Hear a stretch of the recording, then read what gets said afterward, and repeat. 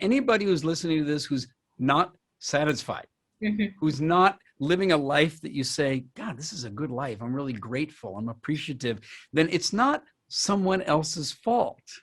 What's needed is for you to realize you can be the generator of a new idea.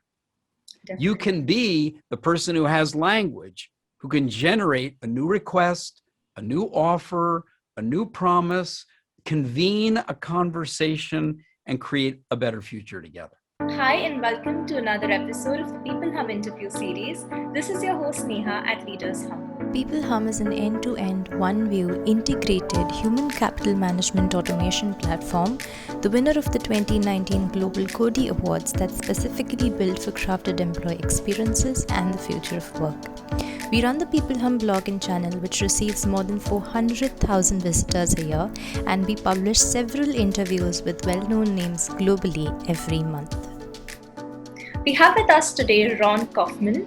People often ask Ron where he gets his intense passion for the topic of uplifting service, and his consistent reply is, I get my passion for uplifting service from you. Ron finds joy in seeing people succeed by contributing to the lives of others. He's one of the world's most sought-after educators, thought leaders, and keynote speakers on customer experience and service culture development.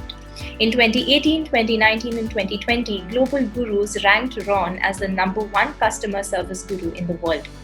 And Sneha, oh my gosh, they did it again in 2021. Oh my God, that's amazing. As a global consulting and training company, he leads a consultancy that helps companies on every continent build cultures of uplifting service.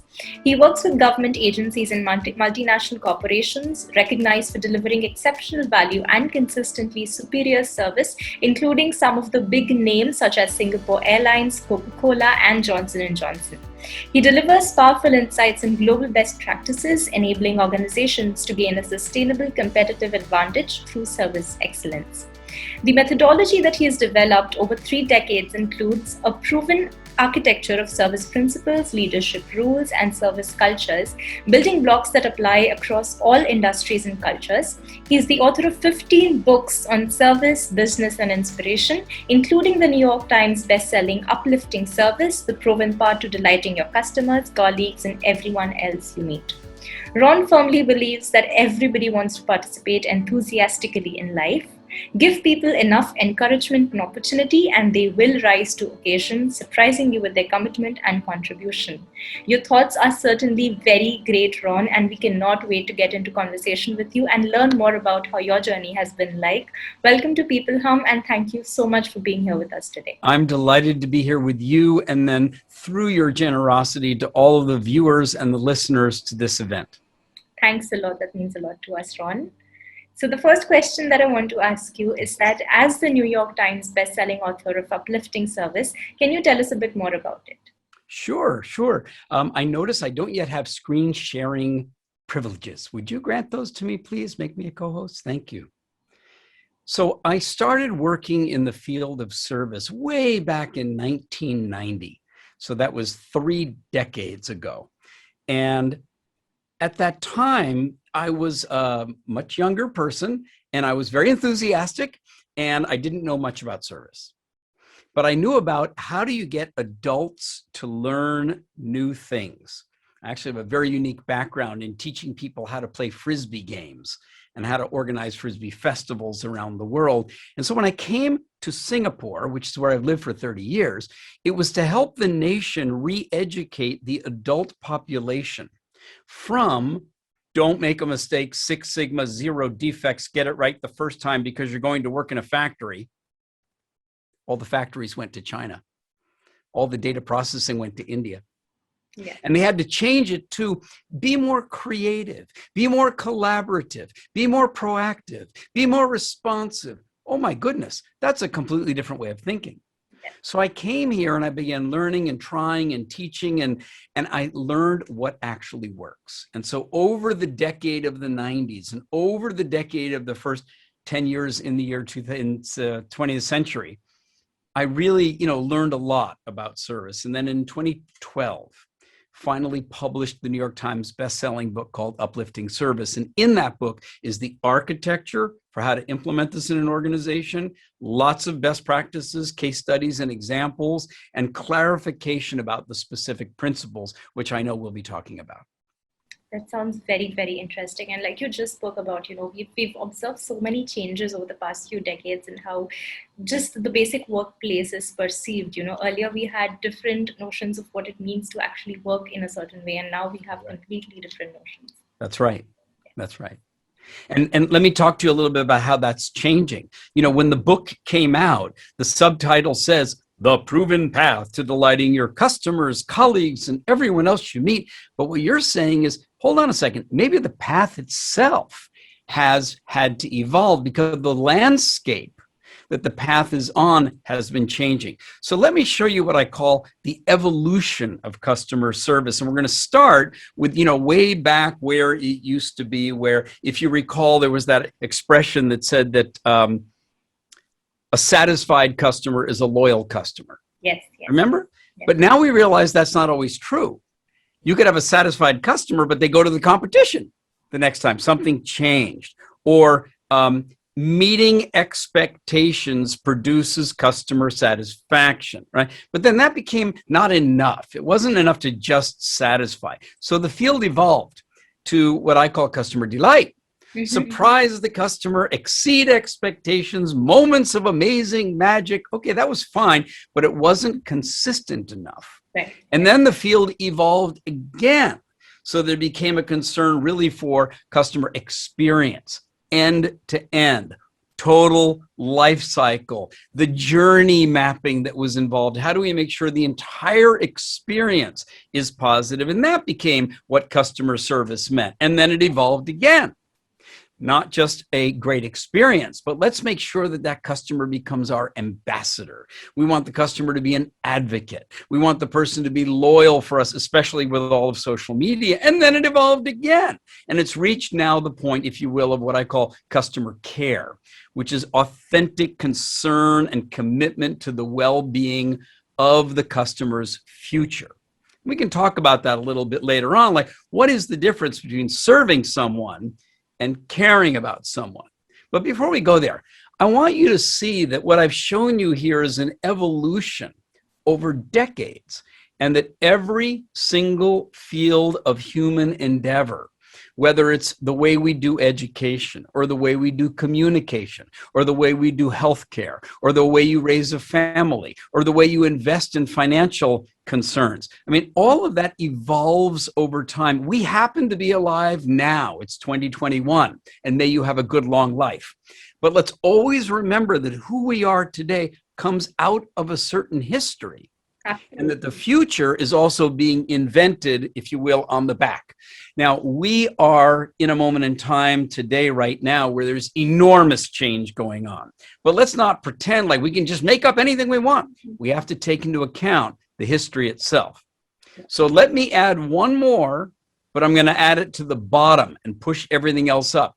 Do you know what was there before customer satisfaction? It was customer recovery. You may be too young to know, but some people will remember that service was where you went when something broke. Yes. It was called the service center. Right. And they had the spare parts. And you went there because the product was under warranty. And that's what service was. And then it became satisfaction, and then it became experience, delight and experience and loyalty and care. And that's really where we are today. It's wonderful to look at, how the evolution has happened, because that definitely adds a lot of perspective, not just to how, things used to be, but let's say we are to step forward and take a direction in the right way. I feel like looking at what has happened in the past can help us a lot in getting there. That's correct. That's correct. And it's so important to respect the different paths that people have. So, for example, I was born in America, but I'm now a Singapore citizen. You're in Mumbai. We know that this podcast is going to be seen by people in many different cultures all over the world. And everyone comes to the present moment with a certain history. Absolutely. And when we talk about being multicultural or being pluralistic, it means having a sense of respect for those different histories and realizing that we can collaborate in the present to bring forth a better future. Absolutely. That gives a whole other meaning to not just everything else, but also to why we do what we do. So that's wonderful. That's absolutely wonderful. Very nice. Very nice. So moving on, Ron, you're also the founder of a global consulting and training company, and you achieved remarkable success. So how has the world of customer service changed over all those years? Well, the world of service has changed pretty much in the way that I was just showing you a moment ago. But, you know, I spoke about service, and then I also spoke about this phenomenon of care. Like we started, so let me show you some of the most recent ideas, the most recent models, the most recent teaching that I've been doing. And I made this up because it didn't already exist. What is the connection between serving someone and caring about someone? And they're not exactly the same thing. So when I started working in the field of service, I asked people, what is service? And I got very shallow answers, like make the customer happy. Well, sometimes in a medical situation, you're going to make them unhappy for a while so that they'll be better off later on, or give the customers whatever they want. That's terrible advice sometimes. Or you'd hear really shallow things like the customer is always right, which we know is not true. Or the customer is king, so you're a slave. That doesn't help. You know, we really need to elevate this to a better definition. And there wasn't one, so I wrote one. And the one that I wrote goes like this. Service is taking action. You have to do something. So the action could be over the phone, it could be over the counter, it could be over the internet, it could be at the beginning, answering questions, making a sale, it could be in the middle, doing an installation, doing turning something on, it could be later on, answering a question, providing an upgrade, providing training. Service is taking action to create value for someone. Now, if it's self-service, you take action to create value for yourself. If it's internal service, you take action to create value for a colleague. If it's external service, you take action to create value for a customer or a client. Now, what makes it valuable is when it contributes in some way to someone's well-being. In other words, the person whose well-being gets better, they're the ones who say that was valuable. And sometimes the value can be quantified. For example, you saved me money. You helped me get value for money. You helped me make more money. You improved my blood count. You delivered something in a faster period of time. I can measure all that. It's quantifiable. But sometimes the value is emotional. You made me feel good. You made me feel less confused. I have peace of mind. Sometimes it's relational. You know, you make me feel like I belong, like I'm a member, like you recognize me, like you really appreciate me. Or it could even be ecological or existential. You actually make me feel like I'm living a better life, like I'm more connected to the community where I live. Wow, that's delivering a lot of value, contributing to someone's well-being. Okay, then what is care? Well, care is another one of those questions. I went around, what is care? What is care?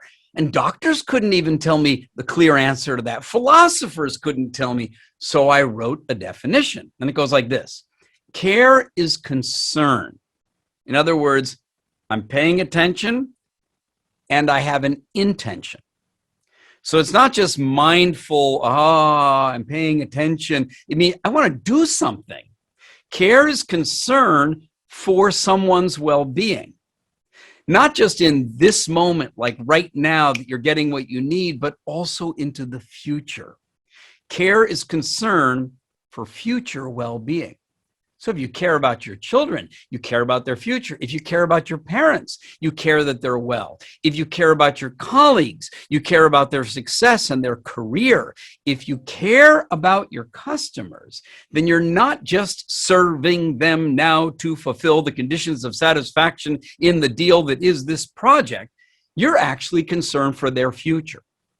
Now, I want to show you, Sneha, that we've done two very important things with language here. We've taken the original meaning of serve, which was slave, and we've said, no. The service provider is the creator of value. Well, that's not a slave at all. That's an incredibly valuable position in the world. And we've also reframed this idea of care. That it's not about, oh, worry, oh, I'm so sorry. Do you know why people think that way? Because the old German word for care was karu, which meant grieve. And in Norwegian, it's kor, which means sick bed. What? Well, in those old days, if you were old, ill, or wounded, you were going to die. So all we could do was worry about you. But today we're saying, no, no, no, no, no. To care about someone is to encourage them, to enable them, and to be committed to their future. So the way I like to connect these is to say, you know what? The future of service itself is care. And that entire way of talking about these two abstract fields, that all came about during this era of COVID. Wow. Yeah, because the world has shifted from serve me to, do you really care about me? Absolutely. And I feel like it's very wonderful that, you realized that there was not a proper definition in place, so you went ahead and made one. I mean, how commendable is that?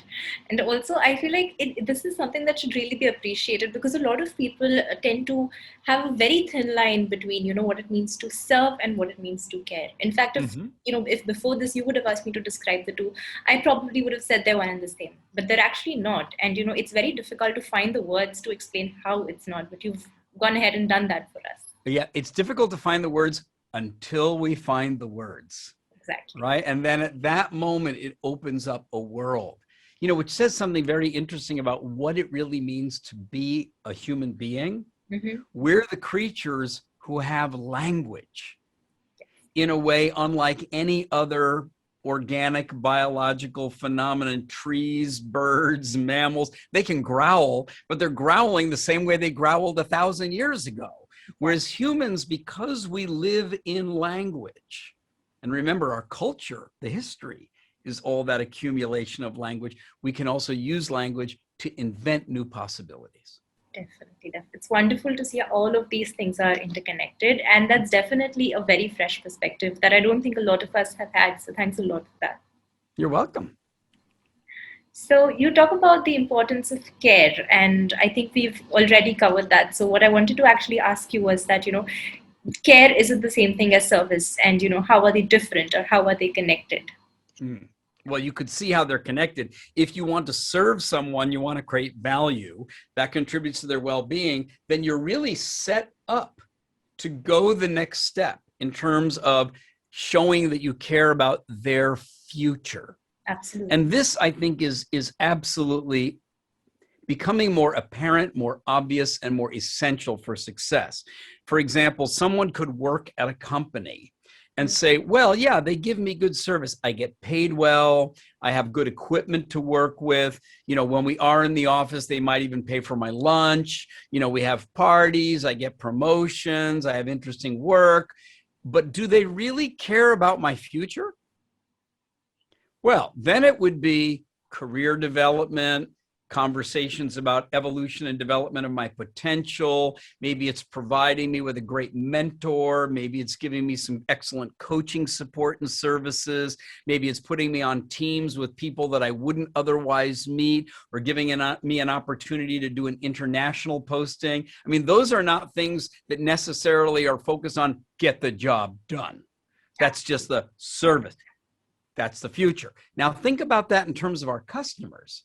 They come to us with a request. They have a particular interest.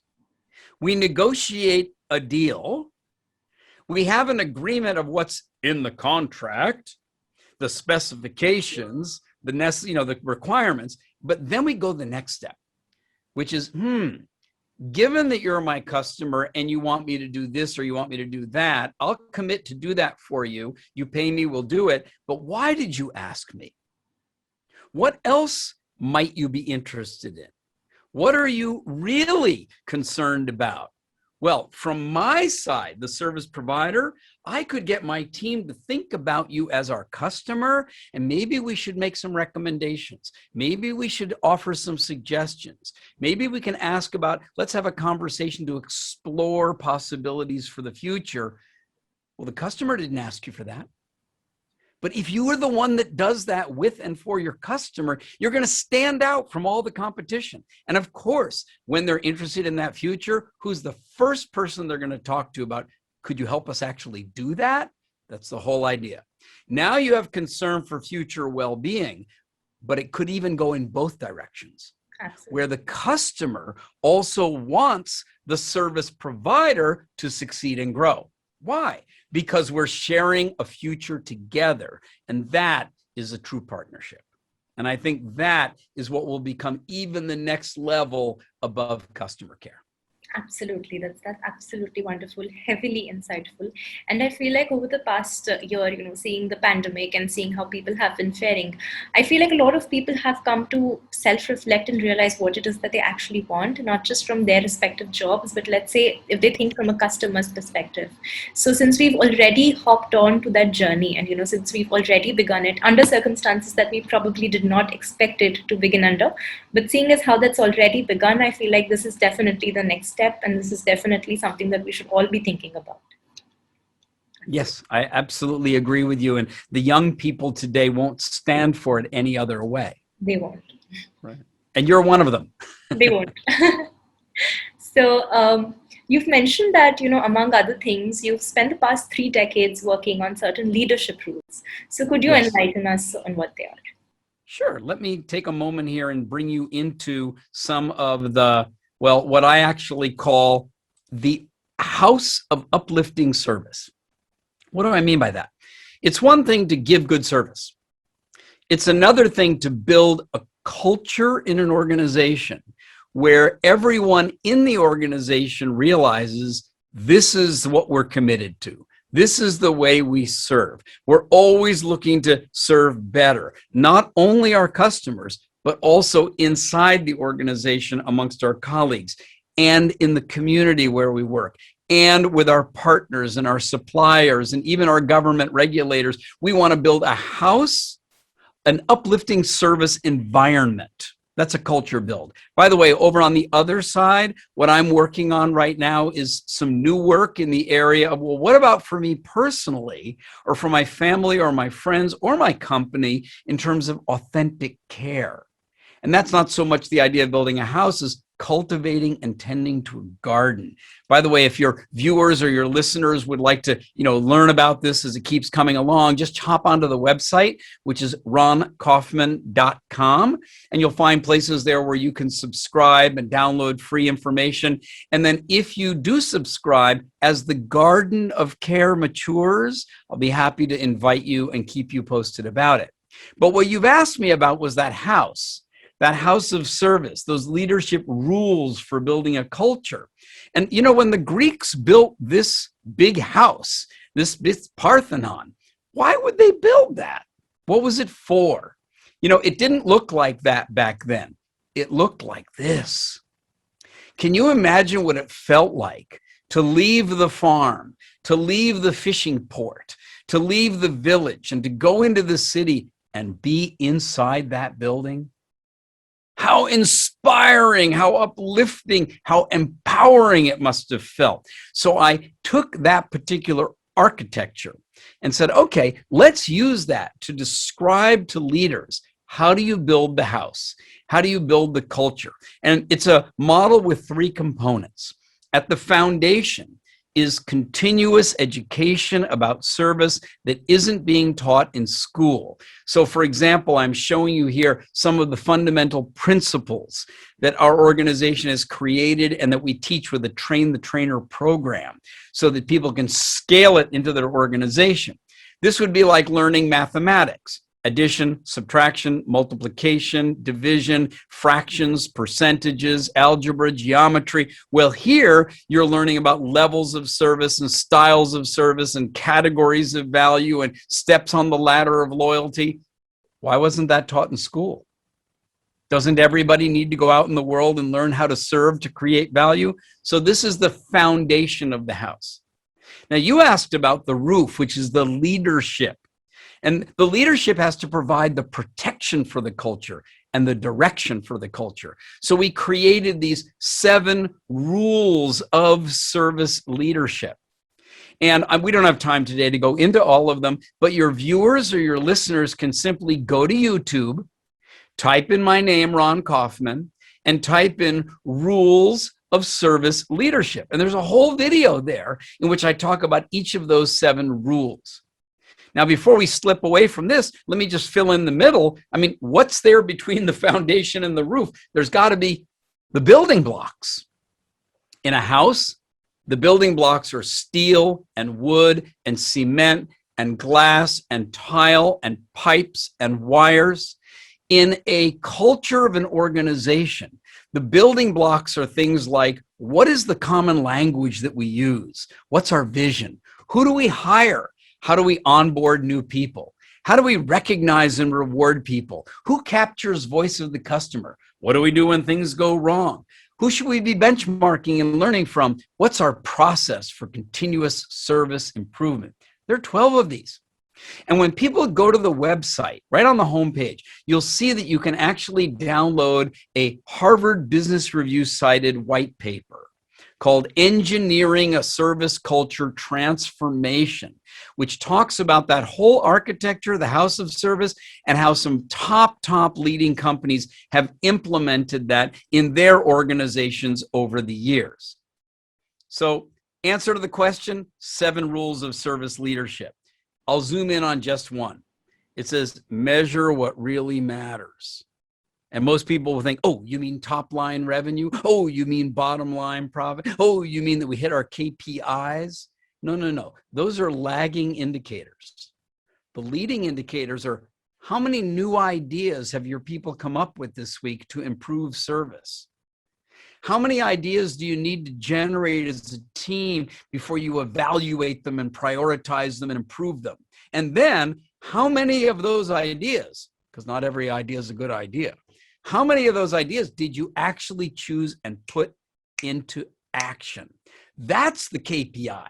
That's measuring what matters, because if you do that enough, it will lead to improvements, which lead to compliments, which leads to loyalty, which leads to top line revenue, which leads to bottom line market position, brand differentiation. So when we say measure what really matters, it's not just the lagging indicators. You need to, if you're a leader, be challenging your people, educating your people, empowering and enabling your people so they can give you the leading indicators, new ideas, new actions they've never taken before. Absolutely. That's a very, very thoroughly thought about way of putting things, and that's a very nuanced answer. If only all of us could, be as thorough in our approach towards what it means to actually grow and, put in the efforts required for that, everybody would be doing very, very great today. So you've definitely given us a lot to think about. Thanks a lot for that. You're welcome, Sneha. And anybody who's listening to this who's not satisfied, who's not living a life that you say, God, this is a good life, I'm really grateful, I'm appreciative, then it's not someone else's fault. What's needed is for you to realize you can be the generator of a new idea. Definitely. You can be the person who has language, who can generate a new request, a new offer, a new promise, convene a conversation, and create a better future together.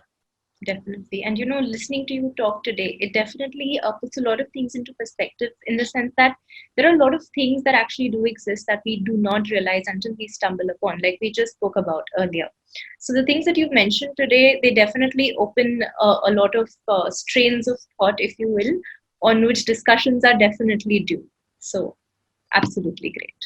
Fantastic. Mwah. So lastly, Ron, do you have a quote that best defines your feelings towards the future of work, workplace, and you? I'm not sure where I first heard this or if I actually wrote it. But one of my favorite quotes is this: a life well lived contributes to the well-being of others. Absolutely. A life well lived contributes to the well-being of others. And if you're really concerned about and committed to the well-being of others, remember, their well-being exists not just right in this moment, but into the future. So then a life well lived is also a life that's concerned about and helps to take care for the future. We're seeing that today as we revise and reconsider capitalism, as we revise and reconsider our relationship with the ecology that we're dependent upon to live, in geopolitics and mutual respect across different cultures. A life well lived contributes to the well-being of others. I feel like that's a very evergreen quote, and that can be applied in every facet of our life. Very nice. Thanks a lot for all of the insights that you've offered today, Ron. Like I said, and I'll say it again, you've given us a lot to think about, and it was very, very great talking to you today. Thank you so much for taking the time to be here, and thank you for sharing your insights with us. Thank you for the privilege of being with you today. I wish you all the best at People Hum, and everybody who's listening to or watching this, People Hum, thank you for contributing to the well-being of us all. Thank you.